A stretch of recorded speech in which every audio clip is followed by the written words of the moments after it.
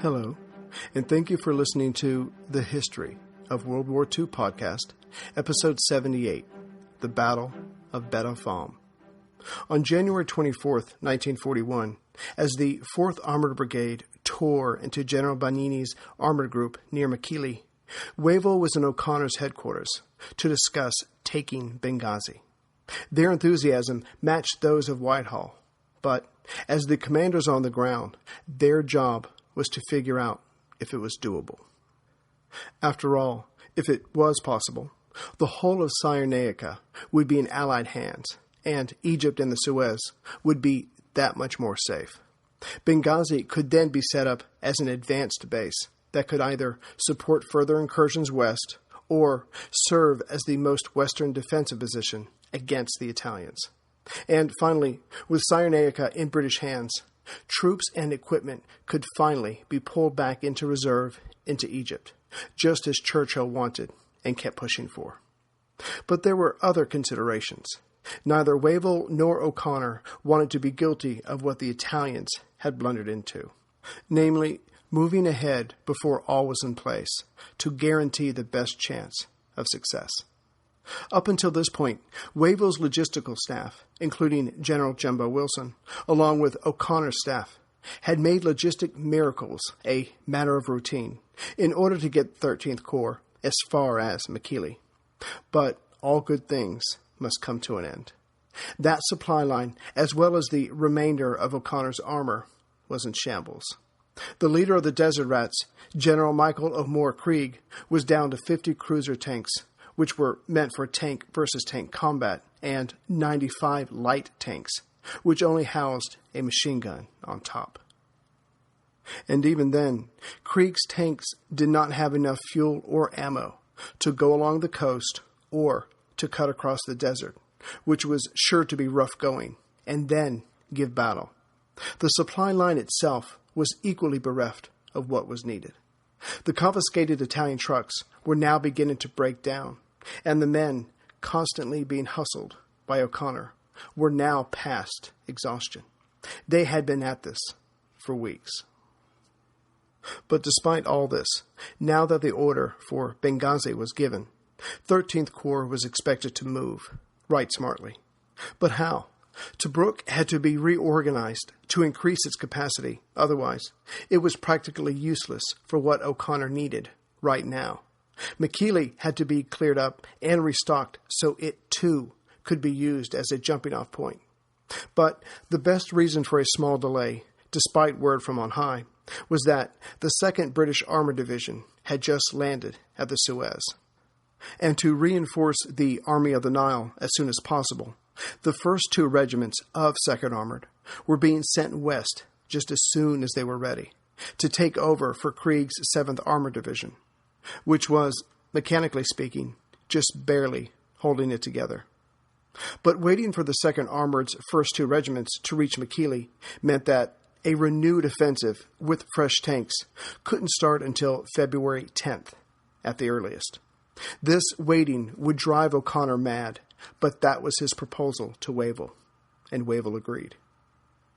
In that same message, Wavell also agreed with O'Connor's plan on how to take Benghazi, as well as the whole of Cyrenaica. O'Connor would have the 7th or 2nd Armored, whichever one was ready, cut across the unreconnoitered desert, practically due west from Mekili, and make for the coast road, to the Gulf of Sirte.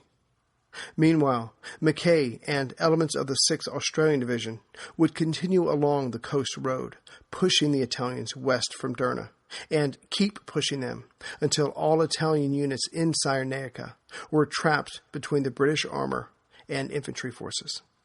The first part of this plan unfolded as Derna was taken by the Australians on January 30th, and the Italian forces there retreated west and then south towards Benghazi. Wavell fully backed this plan and promised to do his part to hold off Churchill and allow O'Connor time to regroup. They would both have to hope that the situation in Greece would not dramatically change in the next 2 weeks. But it would. However, as happened so many times during Operation Compass, the direction of the next battle was taken out of their hands. and the two British officers found themselves improvising yet again. Fortunately for the Allies, thinking on one's feet seemed to be a British strength. At O'Connor's headquarters in Bomba, he was joined on January 29th by Brigadier Dorman Smith, sent by Wavell. Together, they were to work out the next push, with Dorman Smith reporting back to the C&C. On February 1st and 2nd, British air reconnaissance discovered movements from the Italian 10th Army that could only be one thing: a general withdrawal from Cyrenaica. And just like that, the conversations, debates, and timetables went out the window. If the bulk of the remaining 10th Army was to be captured or destroyed, O'Connor had to move sufficient forces to a location south of Benghazi, ASAP. Could Krieg take what he had in its current shape, dash another 150 miles through practically unknown desert, and still have enough left over to stop the desperate Italians? What would happen when his forces, in whatever shape, met the Italians at the Gulf of Sirte? The answers to these questions could not be guessed at or hoped for. They had to be yes and victory.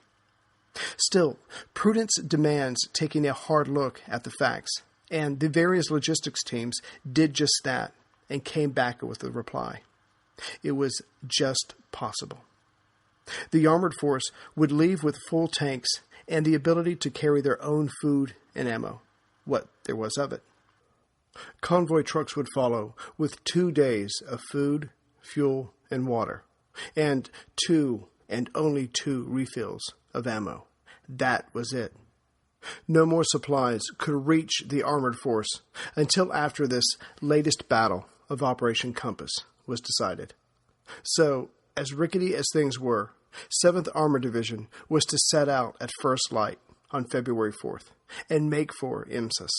Simultaneously, along the coast, elements of the 6th Australian were to continue their push in a slightly better state.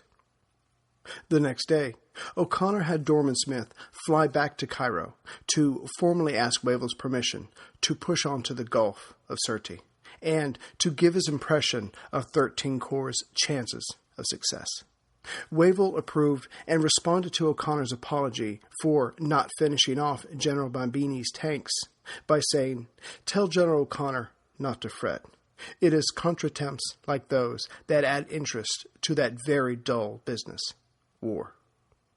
Dorman Smith flew back to Bomba the next day and was surprised to see Michael O'More Krieg in attendance at O'Connor's headquarters, as his throat was still very sore. But when he learned that the operation could not be delayed and was a go, Krieg made for 7th Armored Headquarters and prepared for battle.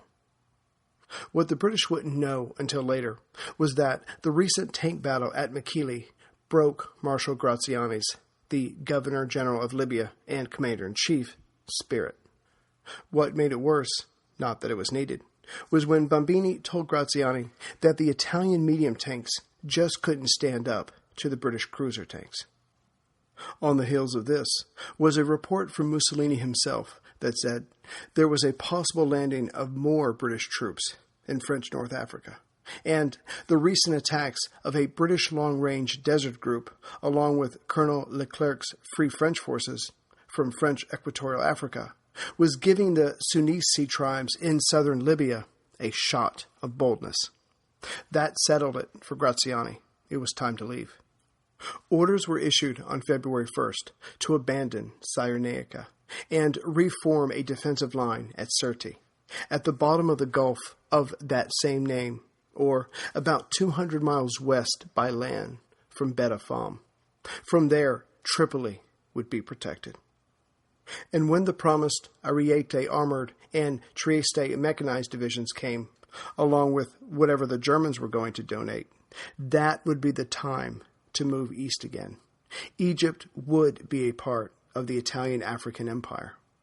Other orders called for General Garibaldi to give up command of Cyrenaica and organize the new defensive line.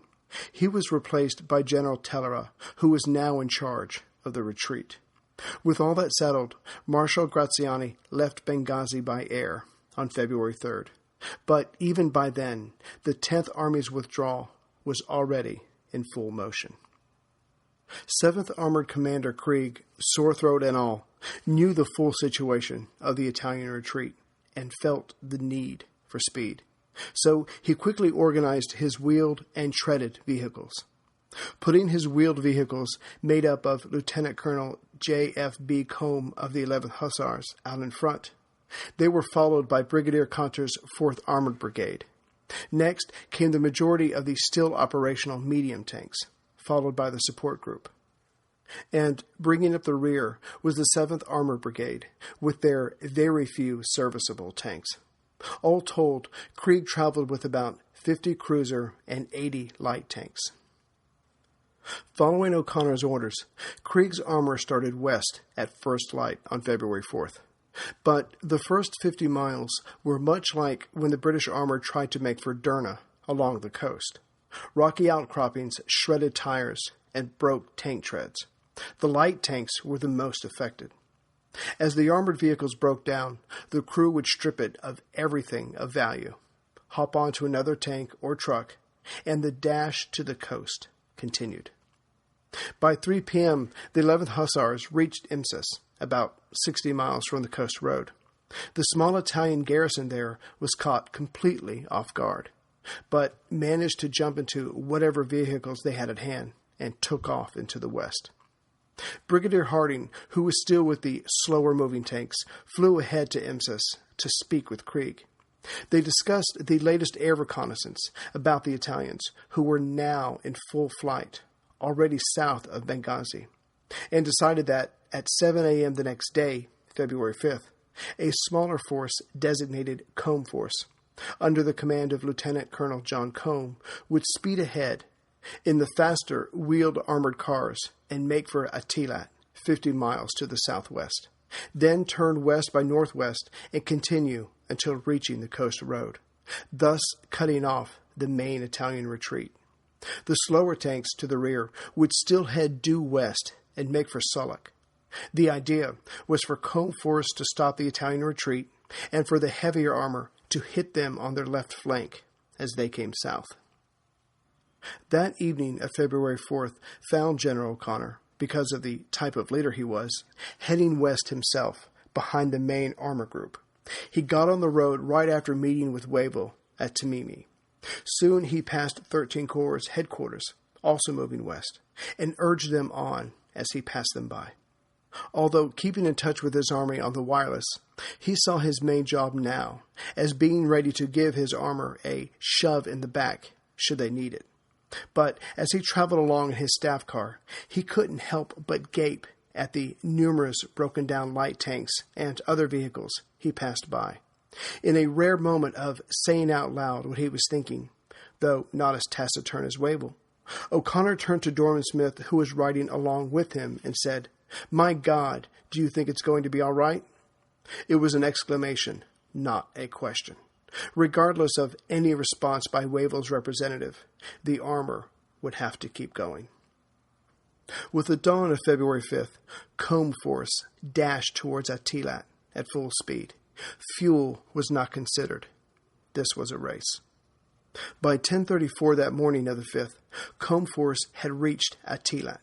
As they found it deserted, Combe radioed Krieg and recommended they keep moving west. Krieg agreed. He ordered a part of the force to make for Beda Fomm and the other to head towards Sidi Salih, a little further south, in case the force at Beda Fomm missed the first column of retreating Italians. Also on the move February 5th was General O'Connor. His goal was to make for 7th Armored Division headquarters, now at Wadi Azin. He set out in his staff car, accompanied by Dorman Smith, and was followed by another car, as well as an armored car. But before too long, the backup car, as well as the armored car, gave up the ghost, due to the rough terrain. It seemed only logical that, at their present speed, his staff car would follow suit. But he needed to get to Wadi Azin. The most important part of Operation Compass was unfolding.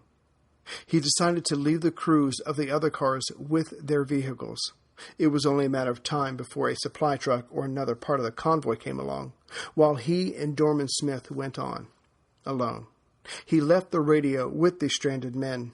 After all, his car still worked, so wouldn't be able to contact anyone or give follow-up orders if the situation changed.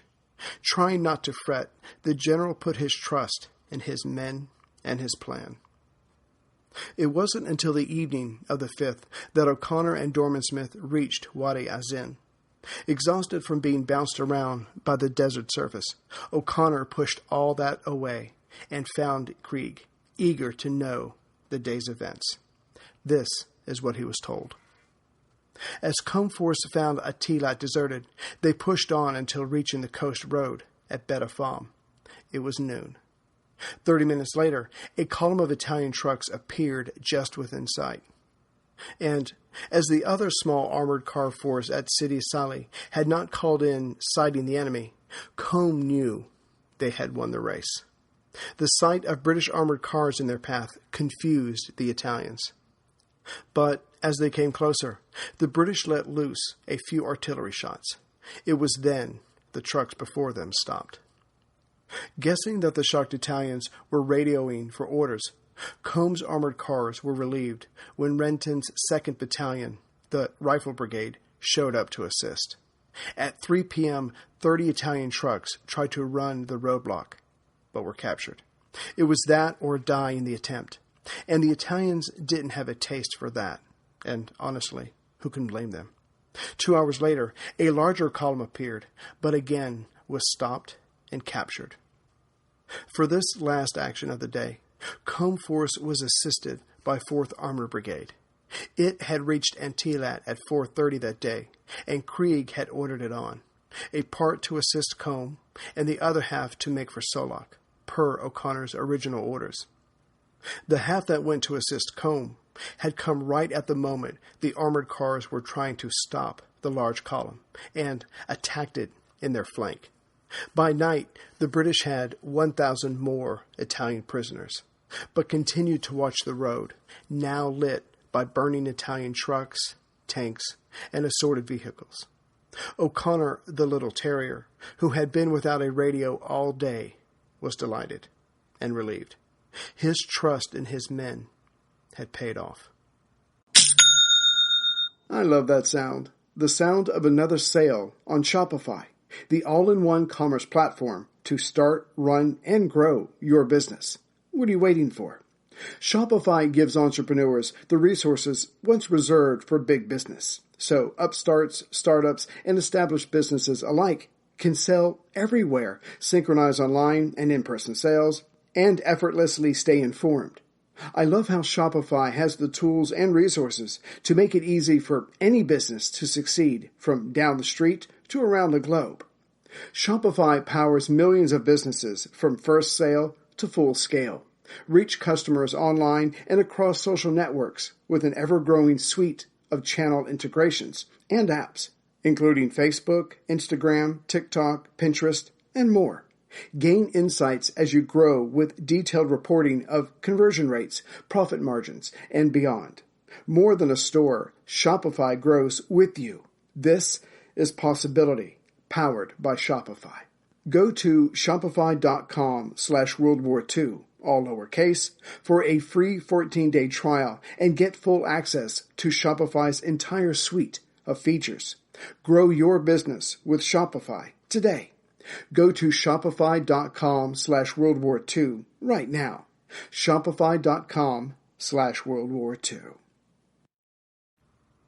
With the dawn of February 6th, British air reconnaissance had spotted the remainder of the Italian 10th Army, just north of Beda Fomm. That force consisted of the remnants of 5 of Graziani's battered divisions, but also 4 more divisions as yet unscathed. There was no way Comforce, Renton's rifles, and a part of the 4th Armored Brigade could contain the panicked Italian tidal wave coming at them. But, as we have seen many times before this, the British Commonwealth forces at Ground Zero would have to make do. British air reconnaissance was done for the day, as a series of rain squalls, one after the other, battered the belligerents on the ground. Hoping the rain would help them, the Italians came on, starting their attempts at 7:30 that morning of the 6th. But indicative of their entire North African campaign, the Italians, despite their overwhelming numbers, bungled their retreat by sending small parties forward, led by medium tanks, to attempt to slip past the British. But blocking their way was Combe Force and the Rifle Brigade and the 4th Armored Brigade of the 2nd Royal Tank Regiment. The tanks were slightly to the northeast of Combe Force, with 19 cruisers and 7 light tanks. They had reinforcements, 11 more tanks actually, but they were still at Antillat and completely out of fuel. All day through the rain, the Italians came at the British, wave after wave, and wave after wave they fell to the British. The Italian tanks to the British tanks, or anti-tank weapons, and the other Italian vehicles to Combs mounted machine guns. By noon of the 6th, the British had destroyed 40 Italian medium tanks and destroyed or turned back those that had accompanied them. But the 2nd Royal Tank Regiment could just make out at least 50 more Italian medium tanks to the north. They themselves were now down to 15 cruisers to combat them, if the Italians came forward. At one point near the end of the day, 30 Italian tanks got by the 2nd Royal Tanks. This could have been the beginning of a general breakdown on the part of the British. But Combe Force with their rifles, and 2-pounders being manned by others, had been sufficiently warned by the 2nd Royal. The Italian tanks got to Combe Force after dark. But after all was said and done, only 4 Italian tanks and lorries got through. It could have been much worse. However, the other British force at Sidi Saleh got those Italians who thought they had seen the last of the enemy. But, as Sir Basil Littlehart makes clear, the British defensive forces cleverly used the terrain to their advantage. The enemy's main columns began to appear on the scene, escorted by tanks. There were over 100 M13 medium tanks in all. Fortunately, the Italian tanks came along in packets instead of a concentrated body, and kept near the road, whereas the British tanks skillfully maneuvered to gain fire positions, where their hulls were concealed and protected by folds in the ground. A series of these tank battles went on all day, the brunt being borne by the 19 cruisers of 2nd Royal Tank Regiment. And with these tactics, the British were still in control of the coast road by the end of February 6th. The next day, as the sun barely touched the sky, the Italians, who had finally figured out a better strategy, amassed 30 medium tanks and came at the British line. Whether intentional or not, the Italian tanks came at the position held by the Rifle Brigade. If there was a relatively weak point in the British line, at least for enemy tanks, this was it. As the Italian tanks and British anti-tank pieces clashed, things seemed to be going the Italians' way, as they went deeper into enemy territory. But then, someone did a little quick thinking and asked for permission to attack the enemy tanks, although they were mixed in with the riflemen. Permission was given, and the artillery shells started firing. As with everything else in Operation Compass, it came down to training and professionalism. One by one, the Italian tanks were taken out. Still, the desperate Italians came on. To make the point, the last Italian tank was hit as it neared the Rifle Brigade's officers' mess tent. By then, the 4th Armored Brigade had forced another large group further north to surrender.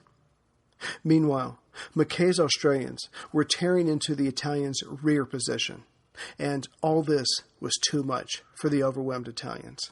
Soon, white flags were being raised by every single Italian in sight who had a white flag. By 9 o'clock that morning, February 7th, it was over.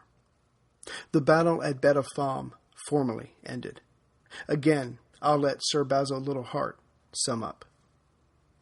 Everywhere, the Italian infantry and other troops surrendered in crowds when they had lost the protection of their tanks. Another 101 tanks were found on the battlefield, mostly in the area where 7th Royal Tank Regiment had fought the previous day. Of the total, 84 had been hit by 2-pounder shells, 8 by other guns, 6 were uncertain, while 39 had been abandoned intact. Only 4 tanks were lost by the 4th Armored Brigade in the fight. The achievement of the tanks owed much to the efforts of those who kept them supplied with petrol and ammunition under great difficulties. Again, another victory. Again, the British had demonstrated their ability against the Italian military, who were outgeneraled and outfought. At this point in Operation Compass, 13th Corps had captured 130,000 prisoners, taken or destroyed 350 tanks, and 850 artillery pieces. For perspective, Allied casualties were just over 1,900 killed, wounded, or captured, and at no point did O'Connor ever have more than 30,000 men. The news of this latest victory reached O'Connor at Krieg's headquarters. O'Connor turned to Dorman Smith and said, quote, "We'd better send a message to Archie. What shall we say?" Unquote. Dorman Smith offered up that Wavell would probably appreciate a hunting metaphor. The message sent to Wavell read, quote, "Fox killed in the open." Unquote. The entire message was sent in the clear so that Mussolini would have no trouble picking it up. And one last time, the booty was counted. 20,000 prisoners, 112 medium tanks, 216 guns, and 1,500 wheeled vehicles. Also, General Tellera, the new commander of the Italian 10th Army, had been killed. Clearly, a celebration was in order. The men, as had been their wont, used Italian supplies and relaxed throughout the day. O'Connor had a drink too, but only sipped at it. His mind was already thinking of the next stage, the next advance. His hope was that the usual pattern would follow, as it had followed after Sidi Barrani, Bardia, and Tobruk. His victory would pull another approval from London to continue. To O'Connor, surely Churchill would prefer an advance here, one that had a great chance of success, versus an operation in Greece that had a great chance of failure. And just as O'Connor outmaneuvered the Italians, he now needed to outmaneuver the Prime Minister. So O'Connor sent Dorman Smith to see General Wilson, now the military governor of Cyrenaica, and therefore his immediate supervisor. They talked in the city of Barca, and Wilson was in favor of putting the question to Wavell. So together they drafted a message. But as Wilson's command was just being set up, there were no signals in town. So Dorman Smith drove to Tobruk and sent the message. Then he drove directly to Cairo. He arrived at 4 a.m. on February 12th. At 10 o'clock that same morning, he was brought into Wavell's map room. But instead of seeing maps of Tripoli on the wall, there hung maps of Greece. Wavell displayed the maps with a less than enthusiastic wave of his arm and said, "You see, Eric, I'm starting my spring campaign." That same day, 5 days after the Battle of Beda Fomm, Lieutenant General Erwin Rommel got off a plane in Tripoli. He had been chosen by Hitler personally to lead the German forces in their assistance to their Italian allies. 2 days later, he wrote to his wife, quote, "All going as well as I could wish. I hope to be able to pull it off." End quote. As for Electric Whiskers, General Bergonzoli, he never made it to the British line in the road. He left Benghazi in the middle of a large force, hoping to get through in the ensuing confusion. But not too far out of town, he was taken over by an armored car. He told his captors, almost disapprovingly, quote, "You got here a bit too quickly today," unquote. The Australians had, weeks ago, promised themselves that if they captured the general, they would see for themselves if his beard could really give off sparks. but they never got a chance. Bergonzoli was quickly flown to Cairo.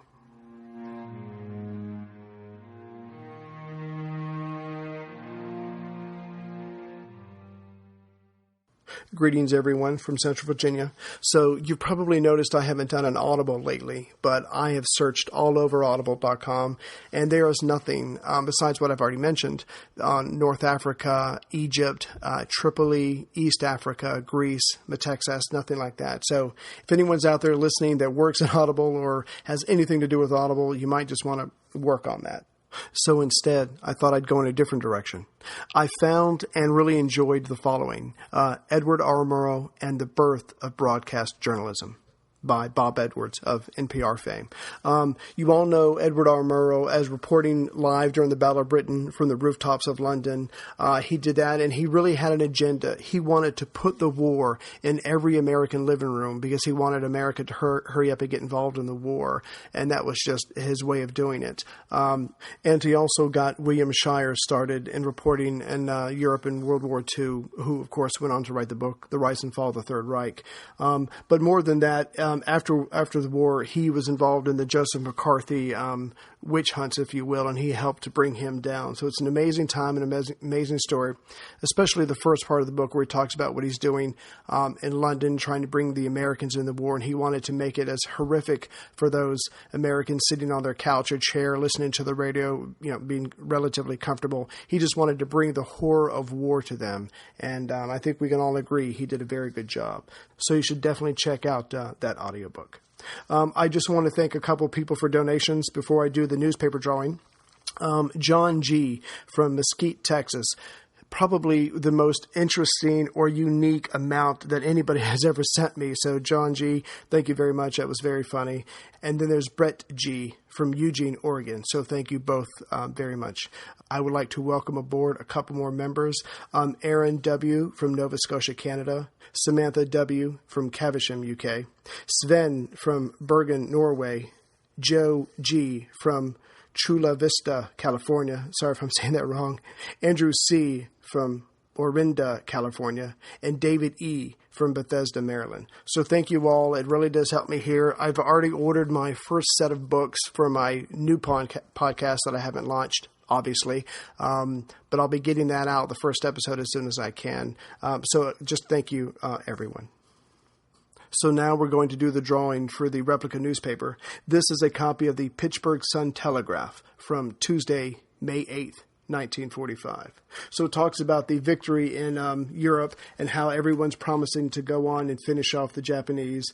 It's got just a ton of information in it. I think you'll really like it. So I'm going to bring my daughters in here now and do the drawing. Thank you, ladies, for helping me do the drawing. They're very excited, as you can tell. They are on the ground laughing. They're so excited. So what we'll do is what we did last time. They'll each draw a name, and those would be the three finalists, and then I'll draw a name, and that will be the winner of the Replica Newspaper from May 8th, 1945. So, ladies, who would like to go first? Sophie, would you like? There, okay, she raised her hand, but this is a podcast. No one can see you raise your hand. Okay. Pick out a name. There you go. All right. Santos S. is the first finalist. Thank you. Kiki, would you like to pick out a name? Okay. All right. Okay. There we go. Reach all. There we go. Just one. Okay. It's somebody okay. A. Alex A. is the second finalist. Sweetie, would you like to do the last one? Okay. She's got her hand in there. She's pulling out several names. She's like, okay, Tom D. All right, these are the three finalists. So take all the names out. Okay, now we're going to move that. Okay, so I'm going to put these three finalists back in the cup, shake them up as best I can, and the winner of the Replica Newspaper okay, now my daughter wants me to shake the cup a certain way as opposed to up and down the traditional sense. I'm going to go sideways. All right, cool. So okay. Thank you. So the winner, and my hand's stuck in the cup now. The winner is, for the Replica Newspaper, Santos S. Yay! Yay! All right. Okay. Very excited. No, you didn't win. Okay, Santos, I will be contacting you on Facebook as soon as I can. Thank you for everybody who participated, and I'll try to find something else to give away. Maybe my youngest daughter. All right? So thank you guys, and I'll see you as soon as I can. with episode 79. Take care, everyone.